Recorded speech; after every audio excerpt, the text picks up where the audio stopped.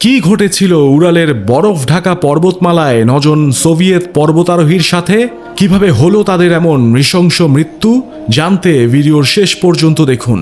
1959 সালের শীতল ফেব্রুয়ারির রাত 9 জন অভিজ্ঞ স্কি চালক অভিযাত্রী ইগর ডিয়াটলভের নেতৃত্বে এগিয়ে চলেছে বরফ ঢাকা পর্বতের পথে।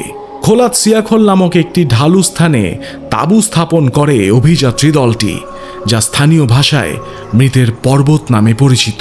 মধ্যরাতে হাড় হিম করা প্রচণ্ড তুষার ঝড়ের ভেতর এক অদ্ভুতুরে পরিস্থিতি তৈরি হয় সেখানে। ভেতর থেকে তাঁবু কেটে বেরিয়ে পড়ে দলটি। বেশ কিছুদিন নিখোঁজ থাকার পর উদ্ধারকারী দল হাইকারদের উদ্ধার করতে সমর্থ হয়, তবে তাদের প্রত্যেকেই ছিল মৃত। বিচ্ছিন্নভাবে খুঁজে পাওয়া এসব অর্ধনগ্ন মৃতদেহ ছিল যেন বীভৎসতার প্রতিচ্ছবি। কারো জিহবা কাটা, কারো বুকের পাঁজর ভাঙা, আবার কারো কারো খুলিতে মারাত্মক জখমের চিহ্ন। সবচেয়ে বিস্ময়কর, এদের প্রত্যেকের শরীরে পাওয়া গিয়েছিল ভয়াবহ রেডিয়েশনের অস্তিত্ব। সরকারি এক রিপোর্ট বলেছিল একটি অজানা শক্তির কারণেই সকলের এমন নির্মম মৃত্যু। কিন্তু কি সেই শক্তি? তুষারধস নাকি গোপন কোনো সামরিক পরীক্ষা? অনেকের ধারণা অভিযাত্রী দলটি এমন কোনো অস্তিত্বের মুখোমুখি হয়েছিল যারা এই গ্রহের কেউ নয়।